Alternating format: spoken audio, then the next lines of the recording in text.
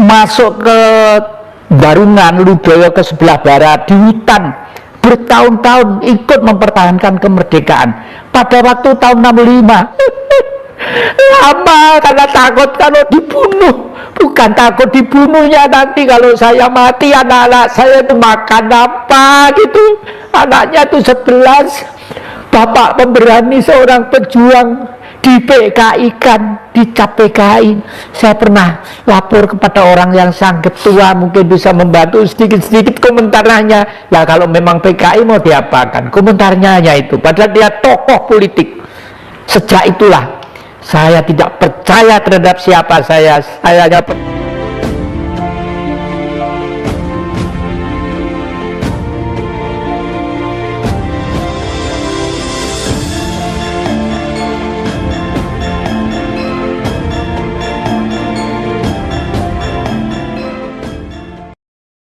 meneruskan Bapak. Nah, dari kata-kata itu sampai sekarang saya sulit untuk tidur. Selalu pikiran saya bagaimana Indonesia, bagaimana Indonesia. Karena pada waktu itu mulai tahun 65-66 itu ada kekuasaan yang sangat nyimpang dari cita-cita kemerdekaan. Akhirnya dalam hati saya, karena Bung Karno sudah pesan seperti itu, dan Bung Karno hidup terakhir tersia-sia, diusir dari istana, dan hidupnya itu nasi pecel aja tidak mampu membeli, dan ini bengep semua gitu. Waduh, dalam hati saya, dalam hati, yo, besok musuhmu aku, gitu.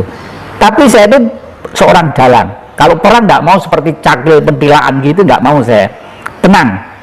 Saya ngatur strategi pelan-pelan dulu. Pertama-tama saya masuk pegawai negeri, ya, di Departemen Penerangan, gitu ya.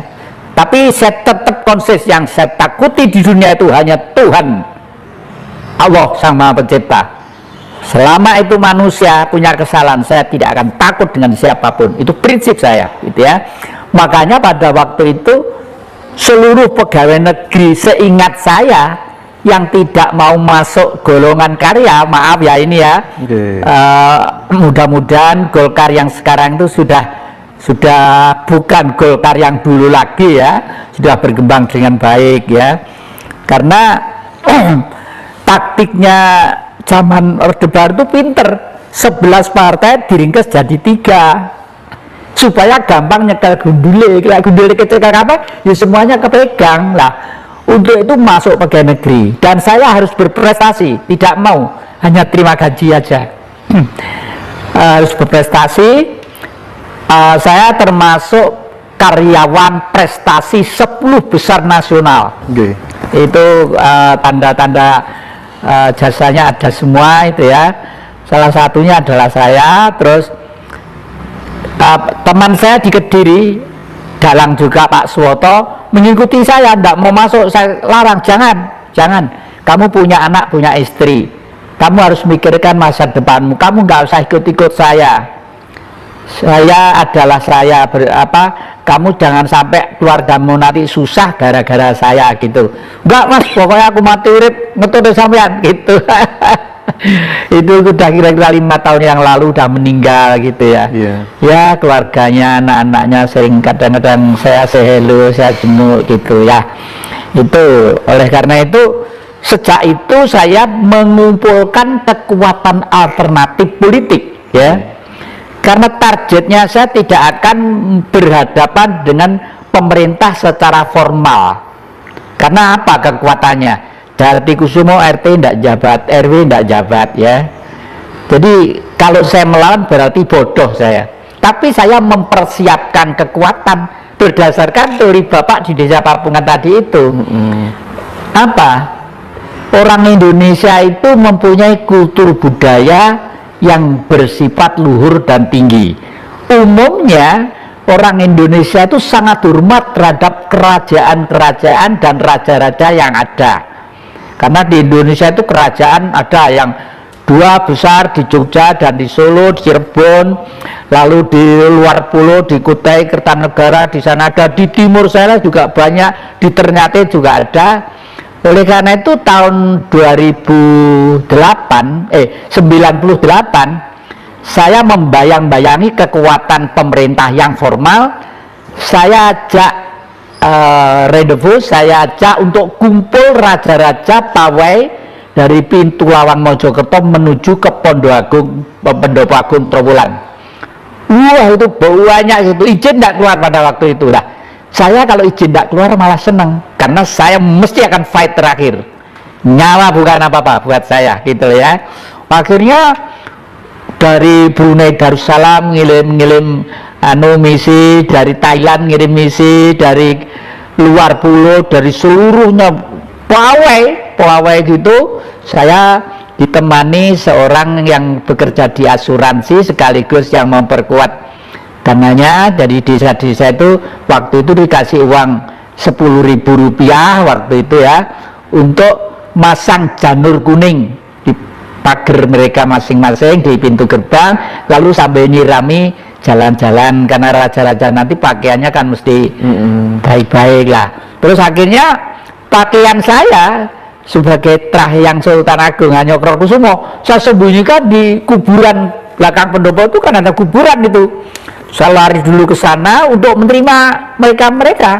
Saya dikawal dua orang apa ya istilahnya ya, jago silat itu apa itu, yang satu Cirebon, yang satu Jawa, yang satu Betawi, yang fotonya di Padepokan sana ada kali ya, itu yang itulah. Pada waktu itu saya menerima beliau-beliau. Nah, dari situlah kita membuat pernyataan bahwa tugas kita adalah melanjutkan suksesnya era Mojopahit dalam rangka yang baru. Nah, pikiran saya sudah ada, suksesnya era Mojopahit dalam rangka zaman yang baru itu tidak ada jalan lain kecuali melaksanakan ajaran Bung Karno. Hanya itu, lain tidak. Nah, Bung Karno digulingkan itu karena apa? Bukan karena Pancasilanya. Kalau Pancasila gitu masih abstrak, artinya itu semua orang bisa ngaku Pancasila. Tapi yang dilarang itu apa? Marhaenisme. Nah, inilah Marhaenisme yang sejak itu mulai dilarang. Bahkan orang yang masih ngotot bergerak di bidang kemarhaenismean dicap sebagai komunis. Pada waktu itu seperti itulah. Saya sendiri begitu masuk di Universitas Brawijaya Fakultas Ekonomi, pada waktu posma, waduh, saya itu diperlakukan seperti binatang. Karena tahu kalau saya itu antek Soekarno, ya pengikut. Karena saya memimpin pemuda Marenis, memimpin GSNI, memimpin GMNI, waktu itu semua berjalan dengan baik. Itu saya dibawa ke dekat Wendit sana. Saya didelep-delepnya cekel gitu, saya didelep-delepnya di sungai. Namanya ndak usah saya sebut, gede dur, kayak Mas Indra kurang tinggi gitu. Saya asu ya gitu. Maksudnya itu antek Soekarno gitu. Dan ndak tahu kali itu entah jembek, entah BL atau ndak tahu. Malam hari terus diikuti mahasiswa banyak gitu. Tangan saya gerayah-gerayah. Ketemu waktu kira-kira 2 genggam gitu lah, ayo pegang rambutku sekali lagi, jauh-jauh dari Blitar ke sini, tidak berani mecah dasmu itu aku. Harus saya lakukan seperti itu. Karena apa? Saya ingat bapak saya itu pejuang ya, masuk ke Barungan Ludoyo ke sebelah barat di hutan, bertahun-tahun ikut mempertahankan kemerdekaan.